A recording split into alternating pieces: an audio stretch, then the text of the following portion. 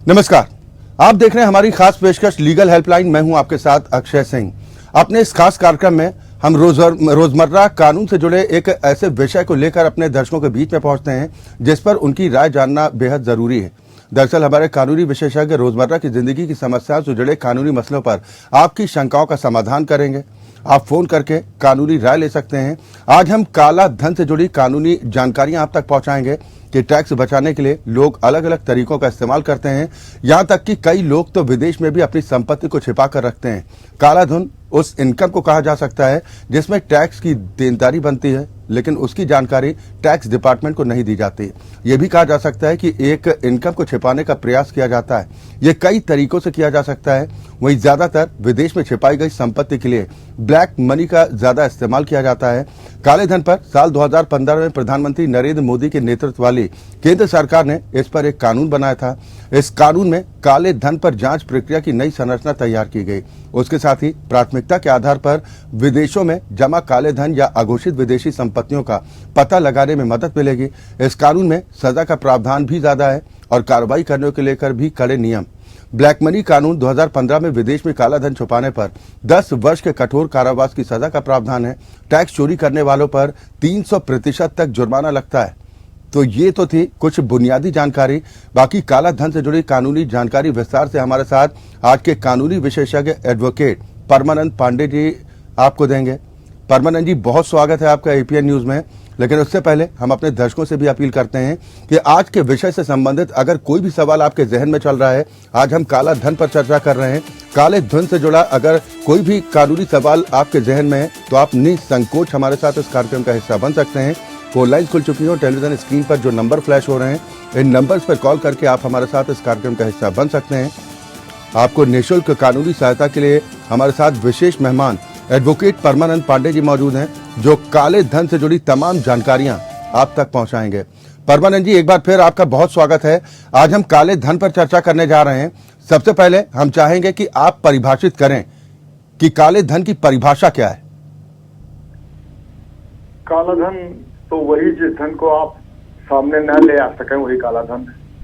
जिस धन को बताने के लिए कि हमारे पास ये है और उस पर हम टैक्स देते हैं जी, या टैक्स नहीं देते हैं, अगर वो इनकम टैक्स की लिमिट के बाहर नहीं है और भीतर नहीं है तो भी आप बताइए कि हम भीतर हैं इसके और हम टैक्स नहीं देते हैं। लेकिन अगर आपकी इनकम मान लीजिए उस लिमिट से ज्यादा है तो ज्यादा है और भी आप टैक्स देते हैं तो धन का धन माना जाएगा। आपको शायद अक्षय सिंह के कहने में मुझे संकोच नहीं है कि बहुत सारी चीजें आपकी समझ जाएंगी। मैं कुछ दिनों पहले तक ये बात कही जाती थी कि भारत में इतना काला धन है और इतना काला धन विदेशों में छिपा के रखा गया है जी। और तमाम पूंजीपतियों द्वारा, तमाम नेताओं द्वारा, तमाम स्मगलरों द्वारा, तमाम टैक्स इवेडर्स द्वारा कि अगर उनको भारत में ले आया जाए तो भारत की अर्थव्यवस्था दिन दूनी रात चौगुनी के भीतर से वृद्धि करेगी और तमाम लोगों के जीवन स्तर में सुधार हो जाएगा। यहाँ पर सड़कें ठीक हो जाएंगी, यहाँ पर बिजली की कमी नहीं रह जाएगी, पानी की समस्या हल हो जाएगी। और तो और एक बार ऐसा भी कहा गया था कि अगर धन आ जाए तो हर व्यक्ति के पास लगभग 15 लाख करोड़ आ जाएंगे। 15 लाख रुपए आ जाएंगे, करोड़ नहीं, 15 लाख रुपए आ जाएंगे अगर धन हमारा काला वापस आ जाए तो। लेकिन अगर बात वहां पर बहुत बड़ा समझ है बट का सवाल है कि ये कब आएगा कब नहीं आएगा, ये सवाल है। तो काला धन को आप ये मान के चलिए कि जो धन जिस पर हम कोई टैक्स नहीं देते हैं और वो हम लोगों की इनकम टैक्स अथॉरिटी से छिपा कर रखते हैं, वो धन को काला धन माना जाता है। आपने जिस 15 लाख का भी जिक्र किया कि पहले तो ये कहा जाता था कि भाई विदेशों में खासतौर पर स्विस बैंक का नाम लेके कहा जाता था कि भारतीयों का इतना रुपया जमा है कि ये कहा गया कि भाई हर एक व्यक्ति के खाते में 15 लाख रुपए आ सकते हैं। हालांकि राजनीतिक दलों की तरफ से इसको गलत तरीके से इंटरप्रेट जरूर किया गया, लेकिन क्या आपको लग रहा है कि 2015 के बाद काले धन को लेकर कामयाबी सरकार को मिली है? क्या स्थिति आप देखते हैं? जी, मैं एक चीज आपसे और निवेदन मतलब आपके माध्यम से सारे श्रोताओं से करना चाहूंगा जी कि आप टेक्नोलॉजी का बिना सहारा लिए हुए आपका धन पर नहीं पाते जी। आज की स्थिति ये देख लीजिए सुप्रीम कोर्ट और हाई कोर्ट में जो याचिकाएं दायर की गई हैं, जी। अगर उन सारी याचिकाओं को केवल सम्मिलित कर लिया जाए तो 900 लाख करोड़ रुपए कालाधन के रूप में बताया गया है। और कई जानकारी तो ऐसी केवल कुछ में तो कहा गया है कि नहीं 22,000 करोड़ रुपए ही कालाधन है। खैर वो छोड़ दीजिए, अगर 900 लाख करोड़ रुपए कालाधन के रूप में है तो सोच सकते हैं कि कितना बड़ा अमाउंट है, कितना बड़ी राशि है, जिस राशि का अगर इस देश में प्रयोग हो जाए तो क्या हो सकता है। एक चीज और इस चीज में ध्यान रखने की जरूरत है कि कालाधन अगर मान लीजिए बना हुआ है इस देश में तो कैसे कितना कामयाबी 2015 के बाद का आपको सवाल आज 2015 के बाद निश्चित तौर पर कालाधन पर हमारे यहाँ कुछ कामयाबी मिली है। 2000 पहले तो ये थी कि मर्ज बढ़ता गया जो दबा। आप देखिए 1961 के बाद ये कानून बना है और इतना कालाधन 1961 के बाद विदेशों में छिपाया गया कि उसके कोई इंतहा नहीं, उसकी कोई सीमा नहीं रह गई। लेकिन 2015 के बाद हम इसमें आप योगदान मान सकते हैं कि टेक्नोलॉजी के कारण कालाधन में काफी हद तक रोक लग पाई है और पूरी तरफ से तो रोक नहीं लगी है लेकिन कुछ हद तक मिलेगी। आज की स्थिति यह है कि अगर आप पेमेंट करते हैं डिजिटल मीडियम से तो डिजिटल मीडियम से तो सारी चीज रिकॉर्डेड हो जाती है, उस ढंग से आ जाती है। उसके बाद सरकार ने ये भी किया कि 2000 रुपए के नोट बैन कर दिए। 2000 नोट बैन करने के बाद भी पीयूष गोयल का जो बयान था, जो वित्त मंत्री थे तब से, उन्होंने एक बयान दिया था कि हमारे पास इतना करोड़ रुपया जो है ब्लैक मनी पकड़ लिया गया है। लेकिन वो एक तरह आप समझिए कि ऊंट के मुंह में जीरे के बराबर हो रहा थी और ज्यादा कोई उसको हमारी उपलब्धि नहीं हुई है। लेकिन अगर टेक्नोलॉजी का सीधे सीधे उपयोग कर दिया जाए कि हम नोटों का प्रचलन बहुत कम कर देंगे, इससे बहुत कोई ज्यादा बड़ा लेन देन नहीं, तो निश्चित तौर पर काले धन पर हम काबू पा सकेंगे। लेकिन इसके लिए श्रेय टेक्नोलॉजी को देना पड़ेगा, तकनीक को देना पड़ेगा, साइंस को देना पड़ेगा, ना कि मानव के स्वभाव को देना पड़ेगा। चले बिल्कुल, और भी हम विस्तार से इस पर चर्चा करेंगे और क्या क्या पहलू हैं, कितनी सफलता मिल पा रही है काले धन पर नकेल कसने में। और शो के माध्यम से हम हर दिन ऐसे कानूनी विषय को अपने दर्शकों के बीच में लेकर आते हैं जिस पर हमें लगता है कि आम लोगों को जागरूक होना बेहद जरूरी है। आज हम बात काले धन की कर रहे हैं क्योंकि काले धन का नाम आते ही लोगों के आंखों में चमक आ जाती है कि क्या काले धन पर चोट हो रही है, क्या काले धन को समाप्त करने की दिशा में ठोस कदम उठाए जा रहे हैं। इसको लेकर लोगों को जागरूक होना भी बेहद जरूरी है कि कानूनी अधिकार क्या कुछ कहते हैं, किस तरह से एक्शन होता है। आज हमारे साथ बेहद खास मेहमान एडवोकेट परमानंद पांडे जी आपके सवालों का जवाब देने के लिए हमारे साथ मौजूद हैं। फोन लाइन्स लगातार आपकी टेलीविजन स्क्रीन पर हैं और जो नंबर फ्लैश हो रहे हैं इन नंबर्स पर कॉल करके आप हमारे साथ इस कार्यक्रम का हिस्सा बन सकते हैं। इस पर और भी हम चर्चा करें उससे पहले परमानंद जी, मैं आपसे ये समझना चाह रहा हूं कि जिस देश की आबादी कही जाती है कि 140 करोड़ से ज्यादा हो चुकी है, वहां पर टैक्स पेयर्स की संख्या कुछ करोड़ों में, क्या आपको नहीं लगता कि जो साफ इशारा करता है कि देश के भीतर काला धन बड़ी मात्रा में है? बहुत ज्यादा मात्रा में है।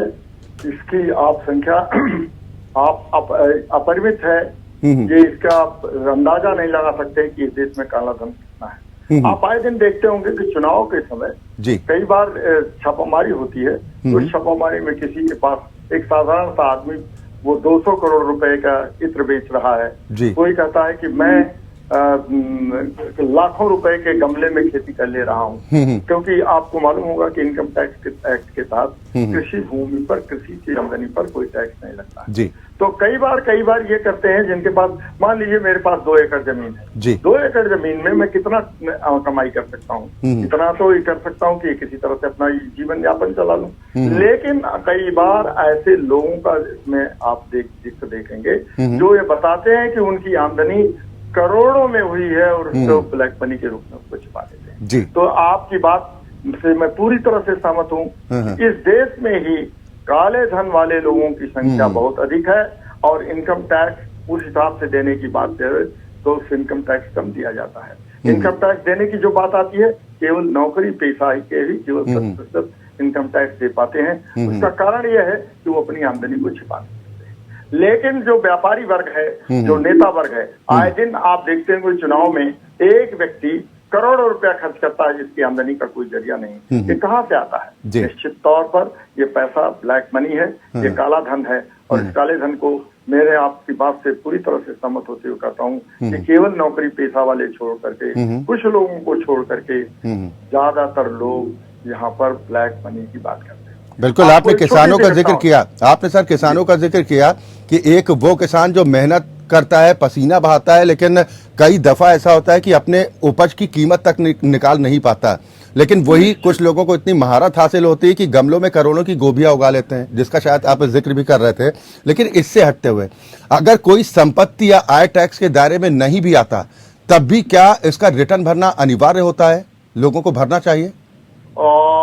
चाहिए का बात अलग है, अनिवार्य होना का बात अलग है। आप जो बात दूसरी बात कर रहे हैं कि चाहिए, तो निश्चित तौर पर भरना चाहिए। आपका इससे एक आय के स्रोत का पता चल जाएगा। अगर मान लीजिए मेरी आमदनी 5 या 6 लाख रुपए है, तो टैक्स नहीं है, 10 लाख रुपए तक की लिमिट है, आज छूट दी गई है।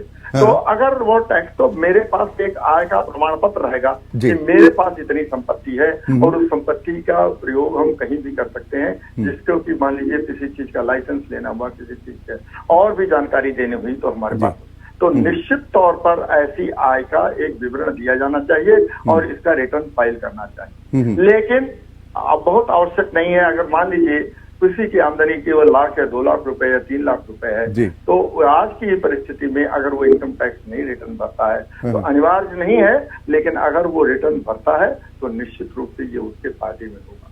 ये बात तो है। एक बात मैं कहना और भूल गया था कि आज के कुछ साल पहले ये स्थिति थी कि अगर कोई आदमी प्रॉपर्टी खरीदने जाता है, एक कमरे का मकान, एक कमरे के मकान की कीमत मान लीजिए 1 लाख रुपए या 1.5 लाख रुपए या 2 लाख रुपए होती है, तो उस समय क्या कहते थे कि आप कितना पैसा हमको काले में देंगे, मतलब कितना पैसा हमको अनअकाउंटेड देंगे और कितना हमको व्हाइट में देंगे, ब्लैक में देंगे, कितना कितना व्हाइट। तो आप इस चीज को समझ लीजिए कि ये काले धन का रोग पूरी जड़ों तक पहुंच चुका था। अब वो धीरे धीरे खत्म हो रहा है, एक अच्छी बात है।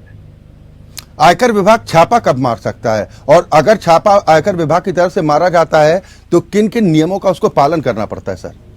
देखिए, आयकर विभाग छापा जो है वो सूचना के आधार पर मारता है। ऐसे अनावश्यक रूप से किसी के यहाँ आयकर विभाग सब छापा मारने का तो अपनी शक्ति और सामर्थ्य का खात्मा करना होगा, क्षय करना होगा। निश्चित तौर पर आयकर विभाग को जब ये सूचना मिलती है, उनके अपने खुद के मुखबर होते हैं, उनके कुछ के अपने साधन होते हैं, जिसके आधार पर पता चलता है कि इस व्यक्ति के पास ब्लैक मनी है, और ये छापा मारने से बहुत सारी चीजों का पता चलता है।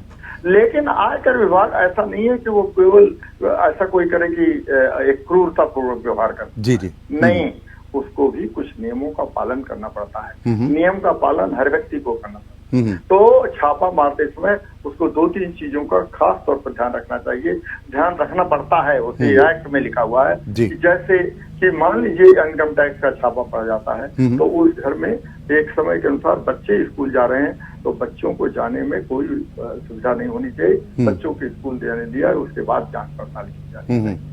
स्त्रियों के साथ स्त्री ही जाएगी, कोई पुलिस होगी या स्त्री अधिकारी ही होगी, अधिकारी कर्मचारी होगी। स्त्रियों के साथ किसी भी तरह का दुर्व्यवहार आप नहीं कर सकते हैं। ये इनकम टैक्स एक्ट में लिखा हुआ है कि आप किसी भी तरह का दुर्व्यवहार नहीं कर सकते। तो 2-3 चीजों का खास तौर पर, और बच्चों के साथ और सिविलिटी के साथ, सभ्यता पूर्वक व्यक्तियों के साथ, क्योंकि मान लीजिए हो सकता है उसने चोरी नहीं किया हो, आपकी सूचना गलत मिली हो और उस गलत सूचना के आधार पर छापेमारी की गई हो, और सूचना अगर गलत मिली है और उसके साथ भी दुर्व्यवहार किया गया है, तो ये अपने आप में एक अक्षम्य अपराध है। इस नाते इनकम टैक्स अधिकारियों को पक्का पुख्ता सूचना के आधार पर, ठोस सूचना के आधार पर छापेमारी माननी चाहिए, और उस छापेमारी में उनको कुछ विशेष चीजों का ध्यान रखना चाहिए। नहीं तो जवाबदेही फिर किस तरीके से तय होती है? अगर मान लीजिए कि कहीं पर इनकम टैक्स विभाग की टीम छापा मारने जाती है, और अगर छापा पड़ता है तो निश्चित तौर पर कुछ इस तरह के तथ्य, कुछ सबूत होते होंगे, उसके बाद एक्शन होता होगा। मान लीजिए छापे के दौरान किसी तरह की कोई बरामदगी नहीं होती या फिर काले धन के बारे में जानकारी नहीं मिलती, तो क्या जिसके यहाँ पर छापा पड़ा उसके पास अधिकार है उन इनकम टैक्स विभाग के अधिकारियों के खिलाफ भी कोई कानूनी अधिकार इस्तेमाल करने का?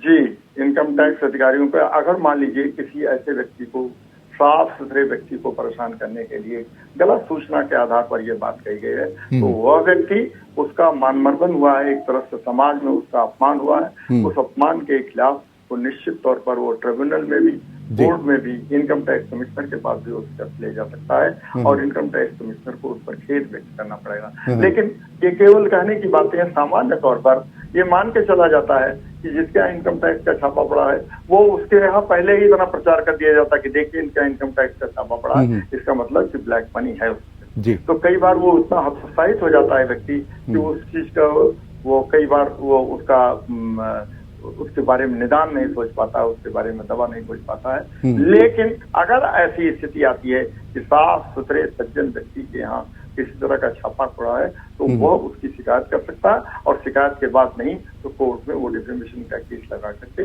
और अपना बुरा हर्जाना वसूल सकता है। आपको लग रहा है कि ब्लैक मनी रखने वाले लोगों पर अब सही चोट पड़ रही है आज की डेट में, या आपको लग रहा है कि अभी भी बहुत सी कमियां हैं? मेरी समझ से तो यह है कि काफी हद तक चोट पड़ी है। कुछ जैसे डिमोनेटाइजेशन का एक मुद्दा ऐसा आया है। देखिए, डिमोनेटाइजेशन आज की बात नहीं है। सदियों से आप देखेंगे कि करेंसी जो है समय समय पर बदल दी जाती रही है।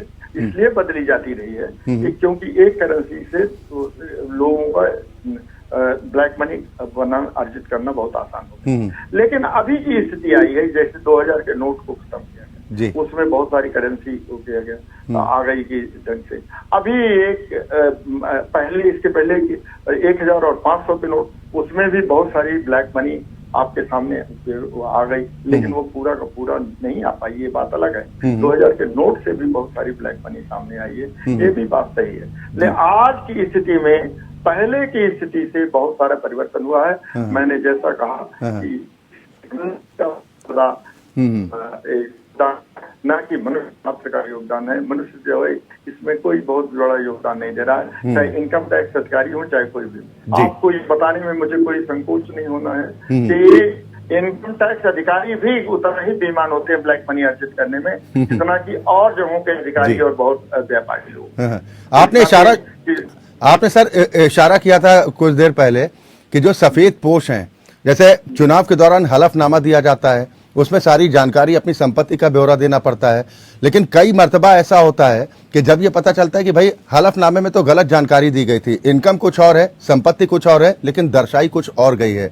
क्या आपको लग रहा है कि अगर सफेद पोशों पर, ब्यूरोक्रेट्स पर, अगर उन पर ज्यादा नकेल कसी जाए तो ब्लैक मनी ज्यादा से ज्यादा सामने आ सकती है? सहमत, 100% सहमत हूं आपकी बात से। देखिए, हम और आप इसी समाज के अंग हैं। जितना मैं जान रहा हूँ उतना ही आप भी जान रहे हैं, बल्कि आप कई बार मीडिया में रहते हुए बहुत सारी चीजों को ज्यादा जानते हैं।